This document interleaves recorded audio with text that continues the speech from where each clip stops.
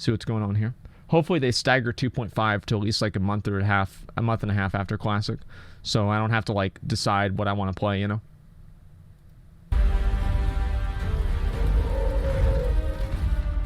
Hey everyone, and welcome back to the Warcraft News. This time a massive one because we are on the cusp of one of the most exciting World of Warcraft events, well, pretty much ever. And this excitement has clearly been felt by Blizzard, who have now had so many players that they're being forced to open even more new servers. But before we get onto that, we're doing our own classic celebration as a part of our complete history of World of Warcraft series. We just dropped a new episode of that yesterday, so be sure to check it out, and we're also running a special bonus for this month's Patreon. You'll get these two gorgeous landscapes in addition to the usual monthly set. That'll all arrive in one of these guys for 25 bucks, nice and simple, lots of content, our biggest month yet, and it's sure to turn our office into quite the mailroom. Okay, with that, let's get going. So, Classic seems to be even more popular than Blizzard anticipated. Well, either that, or maybe, if we're going to tinfoil hat here, maybe they purposely launched the name creation with a lowball number of servers in order to A, have a good news story as they opened up more, or more reasonably B, to manage the new rollout of servers in line with player interest.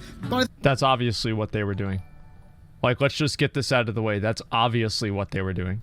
I think one thing's pretty darn clear. Players are interested. Blizzard have warned players about playing on high or full servers, saying that the likes of Shazrath EU, my server of choice, are expected to have queues of over 10,000 players. And even with layering, that is a hell of a lot of people. That is a lot of people. To give us 5-hour queues, maybe 10-hour queues, which, come to think of it, is pretty in line with the vanilla experience. So to keep on top of this, Blizz are adding new servers. They announced that on the 26th of August, they are going to be adding Incendious PvP, Bigglesworth PvP, Old Blanchy Normal, and Westfall Normal for the US, and then Flamelash PvP. See, I honestly, I would have moved everybody over to Old Blanchy if it was a PvP server.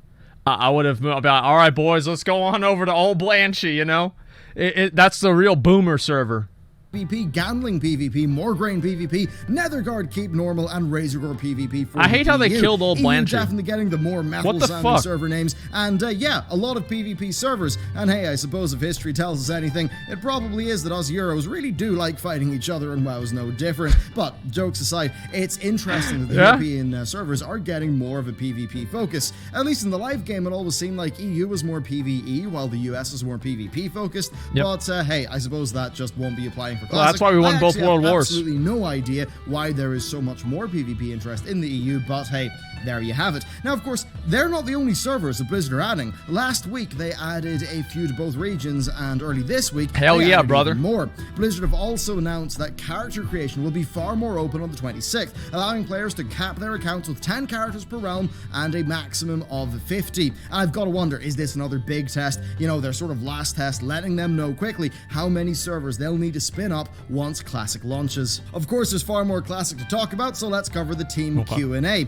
They said that they've got plans to bring up more realms if needed, and that character transfers, including free ones, are being considered to manage populations, and that full servers are, yes, going to have several hours of queue times. Now, this is all super relevant to layering, which they say is decently fixed for your character, with your layer only changing if you join something or someone, and your layer actually persisting a little post-logout in order to prevent people from just logging in and out to switch layers. Now, layering seems to be far from ideal, even in their opinion, and their overall goal, they say, is 0 layering on any server by Phase 2. Overall, they to be fair, like, they didn't say that was a goal, right? They didn't say that was a goal. They said that's what's going to happen. Like, not like, oh, we're going to hopefully make this happen or whatever. They said it's going to happen by Phase 2. I just want to make sure everybody's clear on that. Want to keep the realm and login caps to be reasonable and then balance things out with layering, and it seems like the idea is that over time the initial hype players will drop off, leaving the servers with their more stable populations. Now look, in my view, this is a reasonable fix to a very tough problem, and I think they're making the right call here. Now past that, they clarified some details, but interestingly they said that getting 1.12 working meant that, say, means that moving on to, say, TBC would be a lot easier, that the real legwork is done, although they did say that, you know, things like moving on to TBC, that would just be something that they would evaluate later on. Next, though, we've got a fairly major drama that happened, one that actually brings up a very interesting difference between Classic and Vanilla, and it's actually an example where Blizzard made... There it is. Do you know what downloading Classic LFG is? I was thinking about this a lot.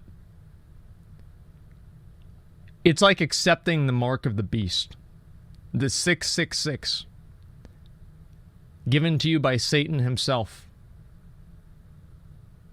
This is the mark of the beast.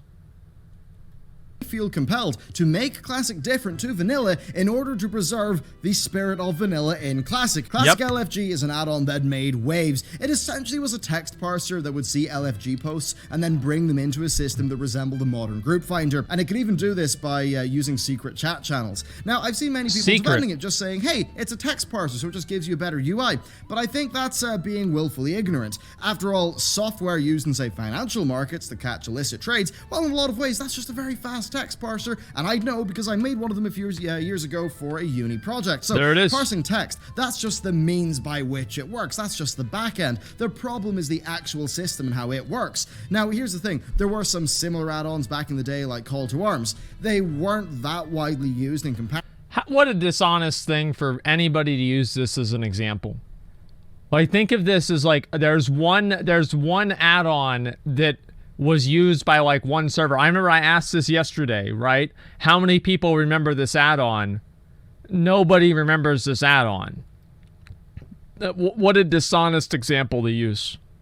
Though, and they weren't really part of the game culturally, and that's what brings us onto a bit of a wider issue here. You see, add-on development has came on so much further since Classic. Right, back in Classic, people were not at all using the tools available to them maximally. Yes, they used add-ons, but the add-ons were not as advanced. In 2019, we've got a decade and a half of WoW add-on development experience, meaning that even with a limited WoW add-on API, far more can be done. Elv UI, we can do that. Azeroth Autopilot, we can do that. Weak Auras, we've got that in Classic. And thanks to this increased expertise, Classic players are going to have access to far more robust add-ons than they did back in the day. And look, it's not just the technical side of things, what we can do. I wish Blizzard would just honestly make it to where you can't download add-ons from anywhere except for the official Blizzard site and only allow certain add-ons on there and not let anybody just like make random fucking add-ons. Like, I'm gonna be honest, like I've thought about this for a while, and it's like, you're right, that like the way that like Blizzard, like picking and choosing what the right add-ons are and which add-ons to prevent or whatever,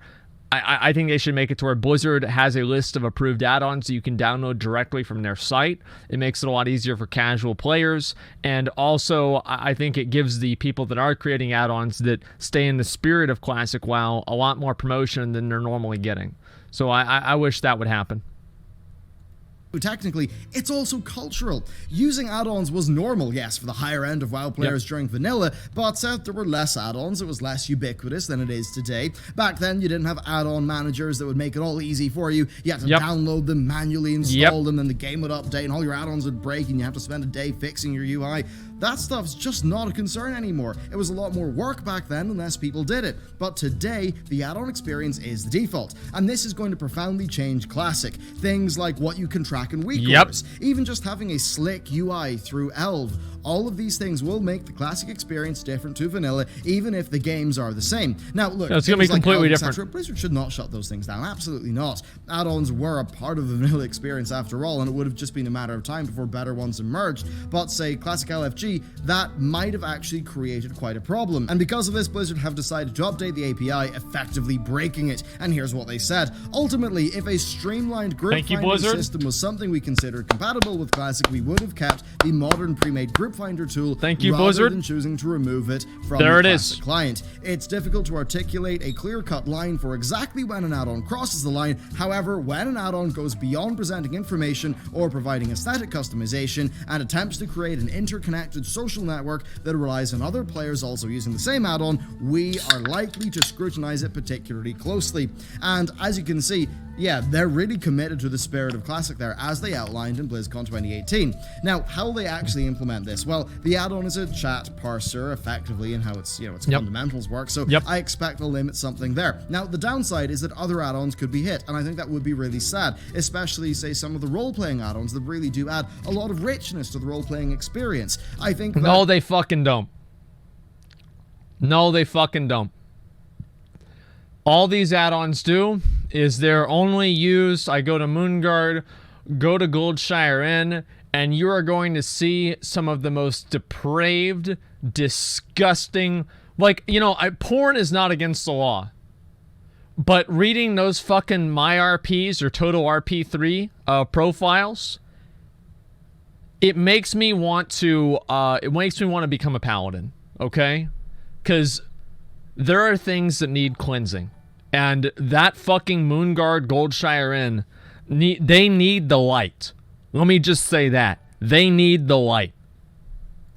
Not having Classic LFG is a good thing for Classic, but I hope Blizzard can be surgical in how they do this and allow things like, say, TRP3 to exist, sort of undamaged from this. And then next, we've got the method race to Classic World First, and this one's kind of interesting. I've actually seen some kickback, people saying that, well, the original race happened ages ago. Oh, what a stupid comment. Like, not Bill Bailey were saying, people were saying this, like, oh, the real race, like, everybody knows. Like, everybody is going into this knowing that they know that it's not the actual world first. Like, everybody know, like, who's like, oh man, I can't wait to see Ragnaros die for the first time. Like, there's nobody that doesn't just know this. Like, anybody who takes things that literally. I wonder what happens whenever they hear sarcasm. Did they just get mad? Probably, yeah. They're just stupid. Okay. Playing the super hardcore modern WoW way of doing things, that's just not Classic. And I understand those, I understand those things, but ultimately I think this method is, yes, it's an esports team, it's also a media organization, and this is absolutely something they're going to do. It's going to be wildly successful. And here's the thing, this will be especially fun for players who cannot play Classic, and there are loads of people for whom Classic just doesn't make sense in terms of the time requirements. Yep. I'm going to be playing it when I can, but I know that's not going to be a massive number of hours, because I don't have that much free time. I still really want to play it, but for a lot of other people, maybe if they've got a full-time job and kids, the most they'll be able to get for Classic is a few hours a week. So watching something like this while they do Truly other things could be really good for Classic awareness. I think this is something that will dominate Twitch. I think it's something that will perform really, really quite well indeed. And yeah, we could see WoW at the very top of Twitch, which certainly would be a nice thing. Much like how Dazara Lore, Nighthold, and Old Deer were pretty darn good for World of Warcraft as You're races. goddamn right it was. This will be You're goddamn right. The difference is, I think this will be larger than any of them, and I think it will create a really, really big event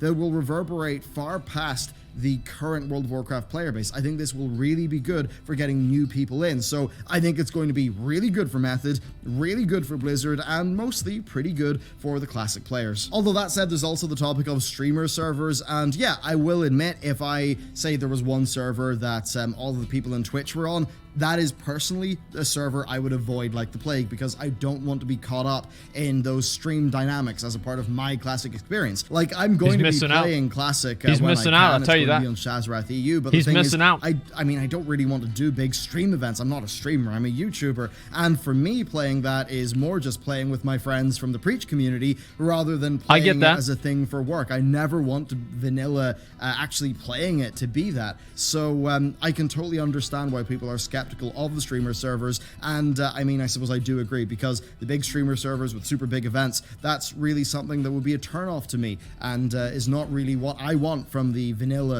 from the Classic experience. And that's just a difference of opinion, right? To me, I think that's what really is cool, right? I think that's awesome. Like, the idea, like the events that we did on beta were some of I love doing those events, right? Some people don't like doing that kind of stuff. They just want to play in their little group of people and just play the way they want to play, same as they used to. I get that's fine, right? But for me personally, I love doing the big events. I thought that was awesome. It was one of my favorite things to do ever. So that's fine, right? I mean, like, obviously some people just disagree on that. For me, I love being part of the huge events. I've done them all throughout my time playing the game, and I've loved it the entire time. Ultimately, one thing I would say is that Classic is being played by WoW players of today, and WoW players are a group who optimize a lot and they try hard. So even with this whole method thing, Classic was never going to have the same rating experience as vanilla. I think everyone knows that. We've got so many more tools, so many more add-ons. People are smarter, better at the game. And look, we also are dealing with 1.12 systems, not 1.11 systems, or sorry, 1.1 systems. People are saying that that's because I'm the streamer. Do I need to show you the screenshots of me organizing massive events like this back in Burning Crusade, whenever I was still in high school? Do you guys want to see that? Over 10 years ago, I did the same damn thing. Wrath of the Lich King, same damn thing. Cataclysm all fucking day. I actually like doing them. It's not because I'm a streamer or something like that. I know this might sound crazy, but I actually maybe just enjoy doing it. Which, yeah, had a bit more jank and were actually pretty different. But anyway, with that covered, let's move on to some live updates. Not much has happened with live given all the classic news, although Blizzard did confirm that Artifact Power will continue until October 1st. Now, I'd be kind of worried here that this would bump 8.2.5 to being in October, because if it's October, then 8.3, realistically, it's probably going to be the start of January, and if that's the case, I really see it to be quite hard for them to actually hit an August, release date for the next expansion. Maybe it would bump that expansion back to September, October, or November, like we saw with Mop, Cata, I'd love to see a November expansion. And if that is the case, that'd be great. Yeah, I think the live team would actually be pretty behind on schedule, and that would make me kind of sad. Here's the thing, I'm wondering, how much does Classic doing well, how much does that make the live team feel like they've got a little bit more slack in their dates? Now, for me, the thing is, 8.2 was really in the right direction by quite some margin, far better game than 8.0 and 8.1, and that means that 8.3 is probably going to be a really good patch. But just that wait for it, I think, would be kind of unfortunate, and if we are waiting so much longer for the next World of Warcraft expansion, yeah, that would be pretty unfortunate, especially because I think that's the WoW expansion that really has a lot riding on it. I mean, we pretty much say this every 2 expansions. They seem to do a Legion. Every expansion is Blizzard's last chance. Am I wrong? Every expansion is Blizzard's last chance. Everybody, right before the expansion comes out, they're like, man, if this doesn't come out, dude, I am done with this game. And then as soon as it comes out, they're like, man, if the next one is not good, this is their last chance, man. Like, this is their last fucking chance. And it just goes on and on and on and on. And every once in a while, one expansion turns out to be less shitty than a previous one. And people are like, Blizzard finally got their shit together. And then another expansion comes out. And then they're like, fuck. And they're right back to it. And then, do a BFA, they do a MOP, they do a WOD. That seems to be kind of how it goes. And even if that very depressing cycle is the case, then I suppose, hey, the next expansion could be the Legion to our current WOD. But, yeah, basically, I'm a little bit worried about them slipping from the schedule, but we'll just have to wait and see. I'm sure this BlizzCon will be a very revealing event indeed. But anyway, that's it from me. Apologies for the lighter than normal edit for today's video. Connell is away for the next few days, so I'm editing this one myself, and I've also got a deadline for doing my accounts, and if I don't do those before Classic, I won't hit the deadline, and it would be very bad if my accounts weren't done, because, well, you gotta do your accounts or else very bad things happen. So, I'm going to go do that after editing this video, and yeah, thank you very much for watching. If you'd like to support what we are doing, you can check out the Patreon, and then of course be sure to check out the complete history of World of Warcraft, a new series that we will be running for quite some time indeed. Thank you. Okay, so here's the thing, you should encourage people to like the video. Well, yeah, I always do. I always tell people, like, I really only ask people to like videos. Like, whenever I ever do this, I only really do it whenever I'm what do you call it, I'm just opening up a video at the beginning. Like, if a video's already been out for a while, I don't really need to post it and everything. But, like, at the very beginning, it's important for people to be supportive of the videos that we're watching on stream. And that way it really helps with their analytics and being able to make sure that video reaches as many people as possible. So that's basically why, right? That's the whole point. Ban me for spam? Yeah, please do. Ironforge is going to be so fucking awesome. Oh, it's going to be amazing, man. I'm going to love it. I can't believe it. I have a comment on that video from a cool. Let me see. I'll go down and I'll read some of these comments, all right? Give me a second, guys, and we'll take a look at it. Okay. Let's see what we've got going on here. Comments. I resubbed to WoW just for Classic, and I'm glad to see the devs are taking it seriously. If they do BC servers, I will move there indefinitely. Not even going to play retail anymore. I only use DBM myself. I used to use Recount, but other than that, I don't like using anything that changes the UI. Thanks for bringing up the my roleplay, Bell. I'm also worried about that case. They're not going to get rid of my roleplay. Classic devs are awesome. It's insane how fast they reacted. Within 48 hours of the community discussing the LFG add-on, they banned it. Thank fucking God they banned it, dude.